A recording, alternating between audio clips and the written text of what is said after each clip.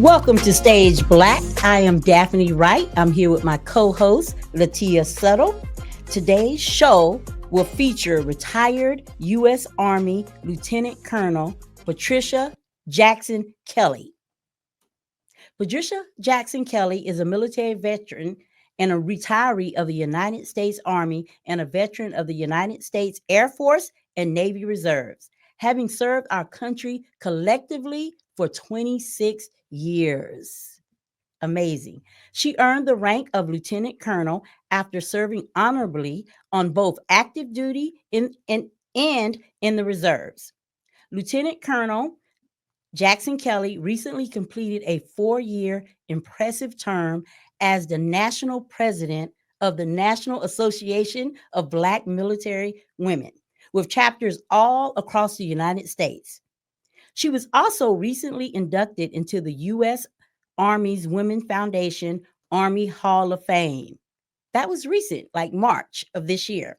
Congratulations on that. Thank you. While serving our nation in the armed forces and post service, Lieutenant Colonel Jackson-Kelley served as the program manager for a 40-bed substance abuse ward and as the Women's Veteran Program Manager with the Department of Veteran Affairs in Los Angeles, right? Right. Okay.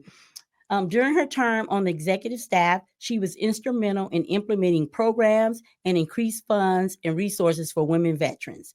During her time at the VA hospital, she served as one of the initial board members during the inauguration formation of U.S. Vets. Wow. U.S. Vets is one of the largest veteran service organizations. Outstanding. Patricia Jackson-Kelley is also the commander of the County of Los Angeles, Supervisor Holly Mitchell, 2nd District, Military and Veteran Affairs. She is also the immediate past commander for the American Legion Jackie Robinson 252 Post.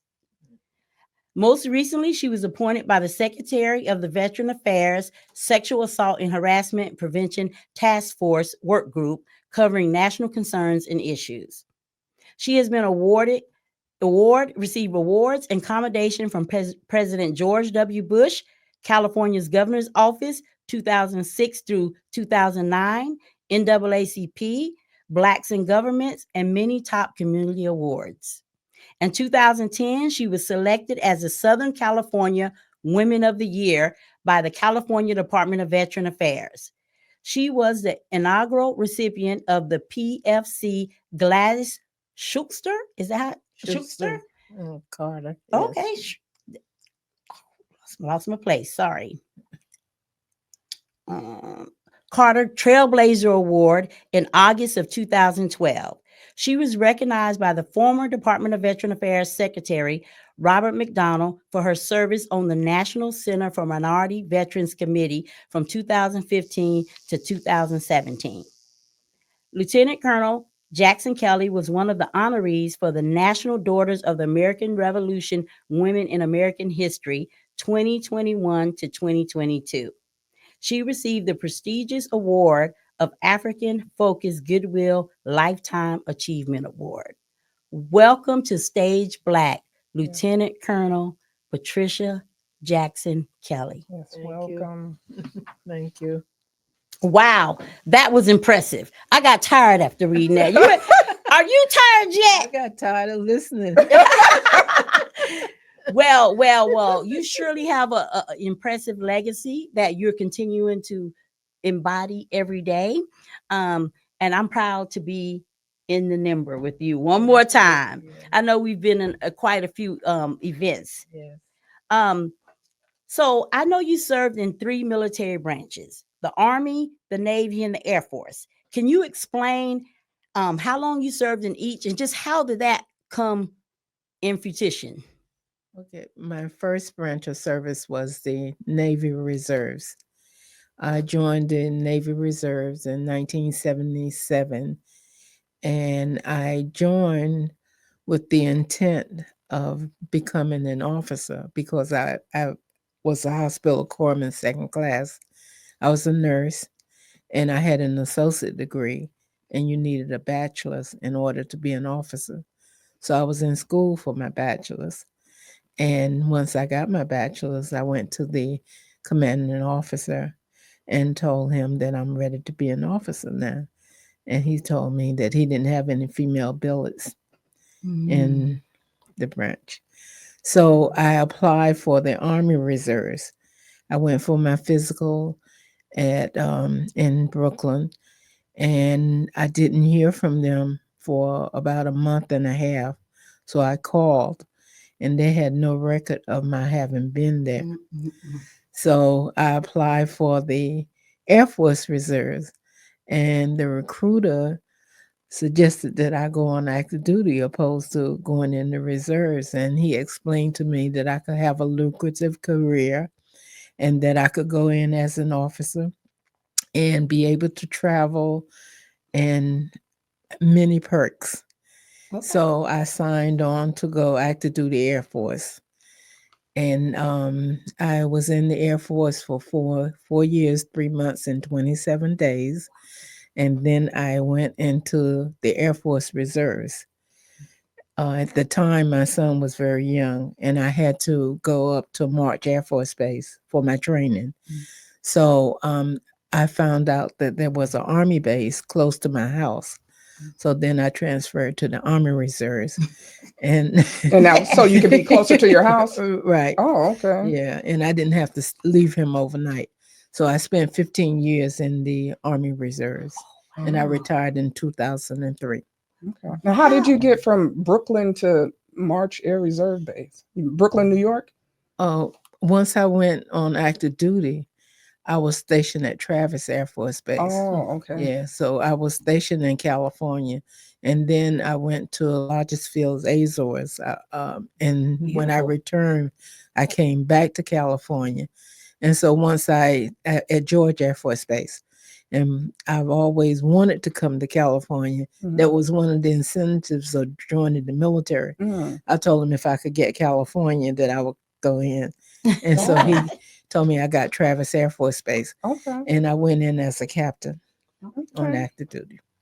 Okay. Impressive, impressive Mhm. that you were able to negotiate all of this, because in the 70s, it was really rough for women Oh yeah, in the military. So that was awesome. Being, putting your education first was a goal, and then ultimately, when you had your family, putting your family first. So that was your incentive for changing branches. right. Okay. Um, so when you became an officer, you sort of explained how it sort of transpired, but can you tell us a little bit more about your journey being an officer? Like, what I know you said what commands you were at, but what were your jobs? I know you were a nurse, so did you work in a hospital, or did you work, in the p- Um, position? when I was at Travis, I worked in my first assignment was a med surg unit, and that was very traumatic because I had never done medical nursing. I had always done psychiatric or well baby clinic.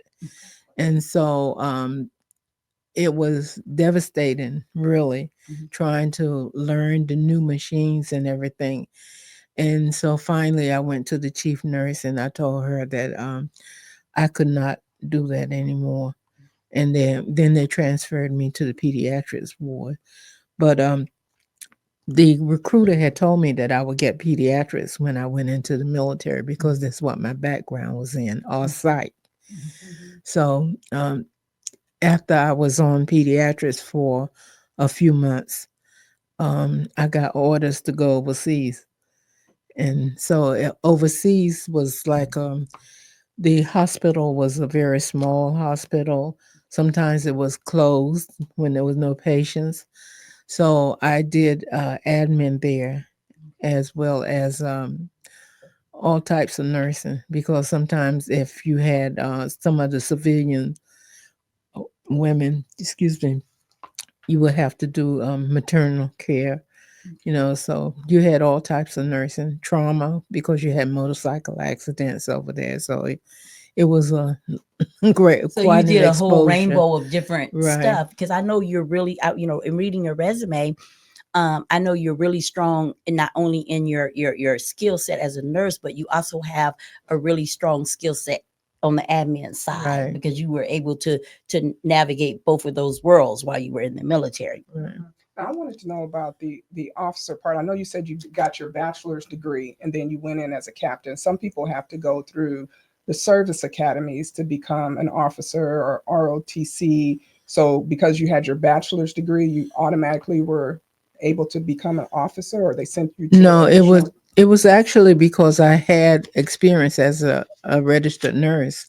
Mhm, My experience with my associate degree, I had been a nurse for about 7 years mhm. before I went on active duty. Oh, okay. So they took my civilian experience coupled with my little military experience that I Yeah. had, Mhm. and they designated the rank of captain. Okay. So Yeah. you didn't have to go through like an officer's I training. went to officer basics officer basic course Hmm. was 2 weeks in Okay. San Antonio. Oh, okay. Yeah, Okay.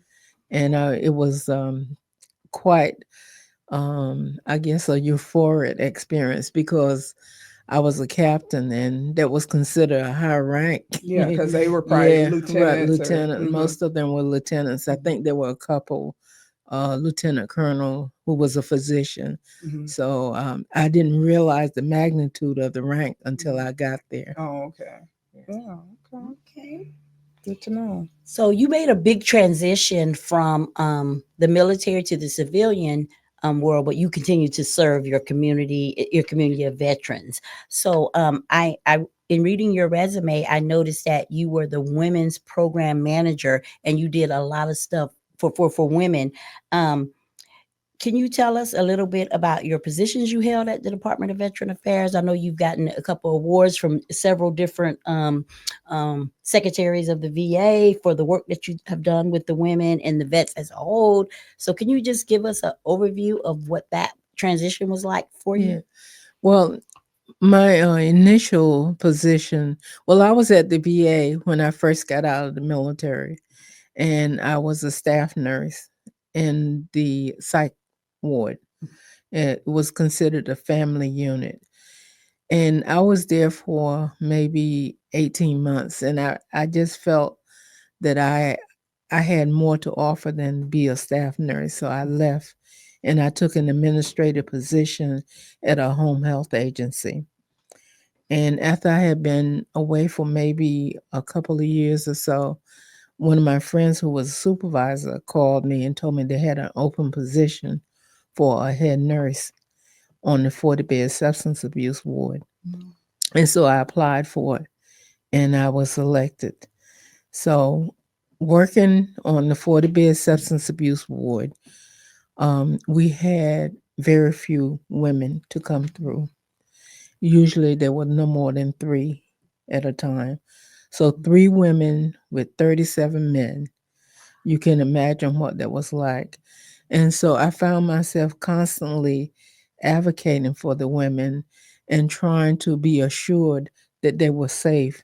So I had suggested that they move them to close to the nurses station, and I made sure that people would knock before they entered their room, and whenever they came to me with issues, I would address them.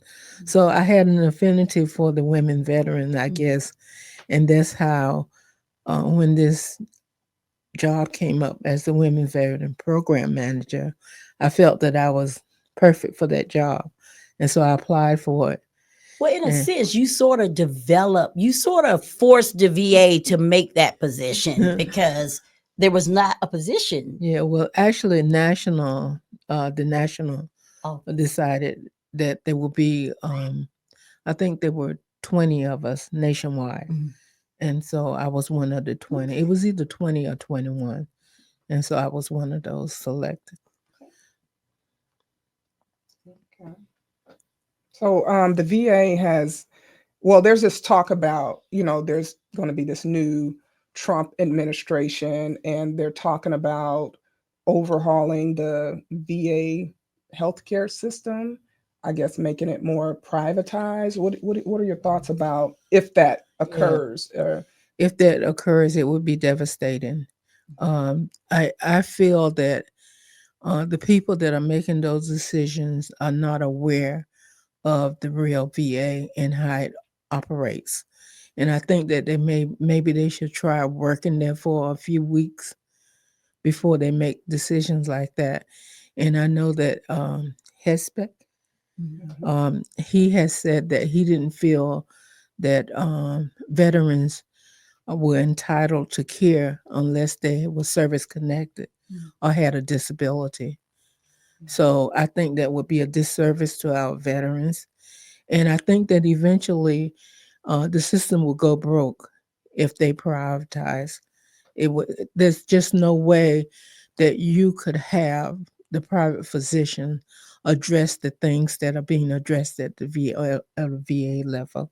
Mhm. Yeah, because some of them they don't understand that culture. I do Right. notice a difference. Yeah. With understanding veterans and their experience. And, Right. and that's a big point about the culture, because it's not just treating the disability, it's also treating the veteran, Right. because there's such things as moral injuries that don't come under any particular category. And Absolutely. they, even prior to Trump, they were talking about privatizing it, but they saw that it didn't work. Mhm. Even with the community care options, a lot of times at the end of the fiscal year, they're running out of money to Mhm. pay the community care Right. options. So if that's already happening, it's sort of like you said, I think will put a stress on the Oh, system. yes, Mhm. definitely.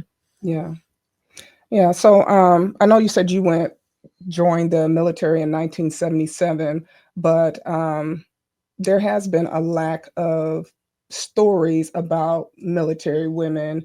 Like, I would have never thought women were serving in the military when I was a little girl, because I didn't see that Right. where I was from. Um, so, what's it been like to try to share the stories, especially of Black service women, women that have served in the military? Mhm. With this, there's a It's new movie out now, the yeah, 6888. right. So, It's been a challenge, and I think that I think the reason why is that for some reason our culture is we do things and we feel that we are doing them, and we just don't need the credit for doing it. And I think that some of us are too modest. We don't toot our own horn. And I think that the other reason is I think that for some reason the women have a tendency to sabotage each other. yeah. Yeah, and I think that's what we were always taught, because it can only be one or two of us at any given thing. Right. It's like, like you said, 40 beds, it was only three women, and that was, what year was that? That was in 92, I think it In the was Okay, 90s. 90, so in the now here 90s. we are, 2024. The same VA has only 10 beds for women in the drug and alcohol Mhm. treatment program. So only an increase of 7 beds Mhm. in over 30 years. Yeah. So that shows sort of like the mentality, Right. um, of, are there ideas that you have in mind on how we can get these stories out there more? And I know you belong to an amazing organization, the National Association of Black Military Women, and I know you guys are working hard to tell these stories. Um, Well, see, and what's really interesting to me is if you notice, there's a lot of organization now saying tell your story. Mm. And when you look back at the history of the National Association of Black Military Women, we were created for that purpose only. Mhm. So now you have women in the military service, their focus is telling the story. You have so many other organizations that are out there saying, we want you to tell your story. When we know that the purpose of the National Association of Black Military Women is to tell the story of Black military women, because that was not being told at all. Mhm. mhm. And the organization has been around since what, 20, 30 years? Yes, Yeah. So yes. been telling, even it was started by some of the members of the Six 6888. triple eight. Right. But I never heard that before. Hmm. I never heard that before until Carlton Philpott, who was instrumental in doing the monument. We were at convention Hmm. and he called and he said to me, would we be interested in helping to fund the memorial? And one of our members started a collection and we collected money and sent to the memorial. And then Stephanie Dawson, who's the prior president before I was, she attended the memorial. She and Ruby Robertson, who lived there. And so that's how we really got involved with the 6888. And as a result of that, I got to meet a few of the members. And one in particular is the one that the movie portrays is Lena King. I've been to her home and I visit with her, and we had kind of a friendship before she passed away. And I was so pleased to hear Tyler Perry say that she saw the movie before she passed while she was in hospice. Hmm. Yeah. So I think that we have to have more platforms like this. You know, we have to make sure that we are telling the story. We have to make sure that the young people get involved. They don't know about women veterans. Some of them have no idea that women serve in the military. So we need to go into the schools during Veterans Day and speak with the kids and let them know. Hmm. Yeah.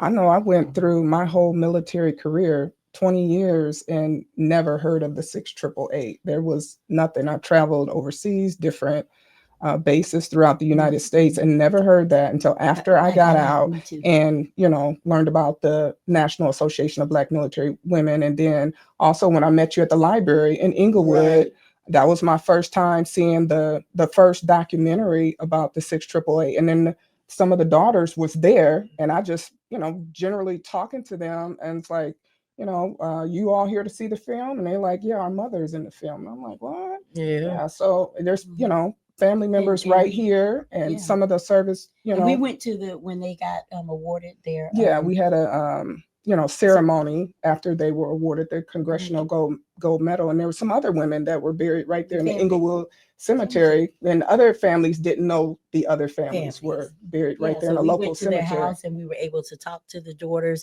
and it just touched my heart. Like I'm a writer, and I want to be able to implement something, like you said, even if it's twice a year. Women's History Month in March, and in November, where people can sit and write their stories. Do a 6-week thing leading up to that, have a tape, something, because we do need to tell our story. Even in December when they have a Reefs Across America, but I think they only do that at National Cemetery. But some of these women are buried in regular local cemeteries. They're not buried at all of them are not buried at the Veterans Cemetery or whatever, because they didn't back in those days. Like um Lieutenant Colonel was saying, they didn't really recognize our service like like it should be, and it's still a challenge to this day. Yeah, even some of them came back home and didn't share. Like, like she said, they're very modest, or people didn't really, acknowledge them. So they thought less of what they did, and they didn't even share it with their children. So some of their children didn't even know that they had served. So yeah, but we all got to do a better job of telling our stories and ensure that it's taken down, passed down to other generations and documented. But what are your thoughts about the 6888 movie? I thought it was very well done. And I just hope that people will not take away from the fact that there were other members who should have been highlighted who should be highlighted as well. Yeah, because it was 855 women. Yes. Yeah. And we just had the one, Miss Lena King, who was highlighted in that movie. So I thought it was well done. And I just feel so honored that I spent some time talking with Kerry Washington. She was an ideal person to play that role. So, Yeah. as Major Adams, Charity Adams. So, Yes, she did a wonderful job. yeah. But we want to thank you for joining us. Thank you for your service. Thank you for your continued service in the community with all of these organizations and your mentorship. We really appreciate it. We also want to thank AHG and want to thank Daphne here for her service and all that she does. If you want more information about Stage Black, you can visit our website at www.stageblack.org. Thank you. Stage Thank Black you. always been here and not going anywhere. So look for us next month.